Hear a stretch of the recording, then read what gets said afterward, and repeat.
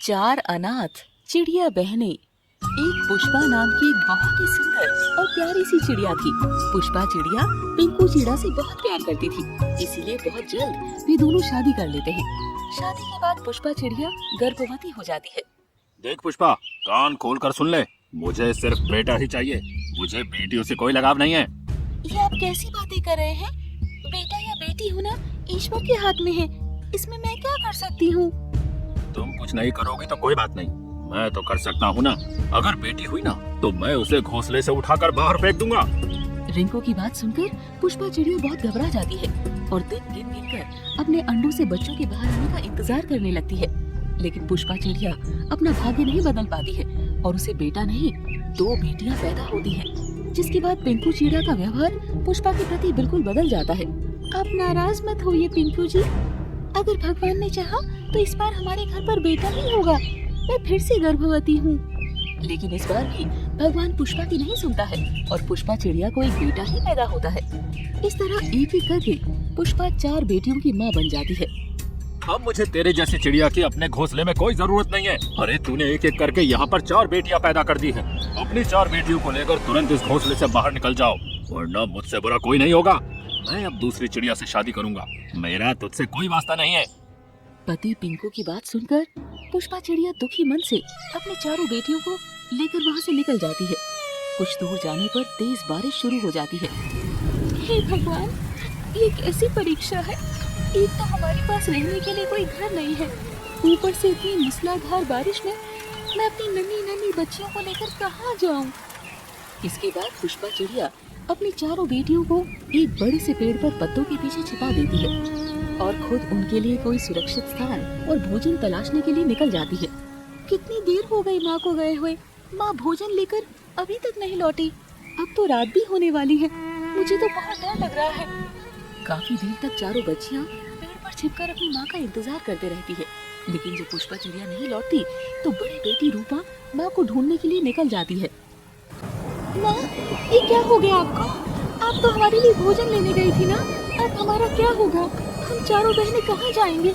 कौन हम बहनों का ध्यान रखेगा? रूपा चिड़िया रोते बिलखते हुए अपनी बहनों के पास वापस लौट जाती है। मुझे माफ कर दो मेरी बहनों, मैं माँ को वापस नहीं लेकर आ सकी।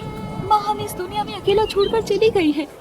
अब हम चारों बिल्कुल अनाथ हो गए हैं, हमारे इस दुनिया में कोई नहीं है। अब हमें अकेले ही इस दुनिया में रहने हो गए। रूपा चिड़िया की बात सुनकर वे चारों बहनें रोने लगती है। तुम तीनों बिल्कुल भी फिक्र मत करो, अब मैं ही तुम तीनों का ध्यान रखूंगी और तुम तीनों को कभी भी किसी चीज की कमी नहीं होने दूंगी। इसके बाद रूपा चिड़िया काम मांगने के लिए बिरजू तोते के यहाँ जाती है। सेठ जी, आपका इतना बड़ा कारोबार है, मुझे अपने घर में काम पर रख लीजिए, मैं बहुत मेहनत से काम करूंगी। मैं अनाथ हूँ सेठ जी, मुझ पर मेरी 3 बहनों की भी जिम्मेदारी है। अगर मुझ अनाथ की थोड़ी मदद कर देंगे तो भगवान आपका भला करेगा। अरे तू छोटी सी चिड़िया क्या काम करेगी, चल भाग यहाँ से। हम अनाथ बेसहारा चिड़ियों का कोई नहीं है सेठ जी, भगवान के लिए मुझे काम पर रख लीजिए, मैं दिन रात मेहनत करूंगी, मेरी छोटी बहनें भूख से तड़प रही हैं। रूपा चिड़िया के बार बार विनती करने पर बिरजू सेठ को उसके ऊपर दया आ जाती है और वो उसको काम पर रख लेता है। रूपा चिड़िया बहुत मेहनत से बिरजू के घर की साफ सफाई और खाना बनाने का काम करती है, जिससे खुश होकर बिरजू सेठ रूपा को भोजन और रुपए देने लगता है।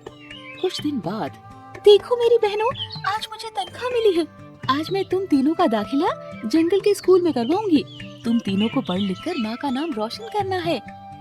रूपा चिड़िया बहुत मेहनत करती है और अपनी बहनों का दाखिला जंगल के स्कूल में करा देती है। रूपा की तीनों बहनें भी बड़ी दीदी की बात मानकर बहुत मेहनत से पढ़ाई करती है। कुछ दिन बाद, दीदी जल्दी बाहर आइए, देखिए आज हमें क्या मिला है। क्या मिला है मेरी प्यारी बहनों को? दीदी, आज हमें छात्रवृत्ति मिली है, अब आपको हमारी फीस देने की कोई जरूरत नहीं है, हमें स्कूल की ओर से ही किताबें और यूनिफॉर्म भी मिलेगी। अरे वाह गुड़िया, तुम तीनों ऐसे ही मन लगाकर पढ़ाई करती रहो, तुम तीनों ही तो मेरा सब कुछ हो। रूपा की तीनों बहनें मन लगाकर पढ़ाई करती है और बहुत बड़ी डॉक्टर बन जाती हैं। आज अगर माँ होती तो कितनी खुश होती। आज तुम तीनों ने माँ का नाम रोशन कर दिया। तीनों ने नहीं, चारों ने। बेटा रूपा, अगर आज तुम्हारी माँ होती ना तो उसे सबसे ज्यादा तुम पर ही गर्व होता। तुमने कभी किसी काम को छोटा नहीं समझा अपनी तीनों बहनों को माँ बनकर पाला पोसा। अरे तुम्हारी जैसी बेटी और बहन पाकर इनका जीवन धन्य हो गया है। आज अगर ये तीनों डॉक्टर बनकर इतना नाम कमा सकी है ना, तो इनके पीछे तुम्हारी दिन रात की मेहनत ही है। हाँ। गट्टू काका बिल्कुल सही कह रहे हैं दीदी। हमें तो माँ पापा का चेहरा भी याद नहीं है। आप ही हमारे लिए हमारी माँ पिता सब कुछ हो। हाँ दीदी, अब से हम लोग अनाथ नहीं हैं। आप ही हमारे लिए हमारी माँ हो। देखो बच्चों, तुम्हारी दीदी ने तुम्हारे लिए बहुत बलिदान दिया है। तुम चाहे जीवन में कहीं भी जाना, लेकिन अपनी बहन को कभी मत भूलना। हाँ। गट्टू कबूतर की बात सुनकर चारों बहनें रोते हुए गले लग जाती हैं और खुशी खुशी जीवन बिताने लगती हैं।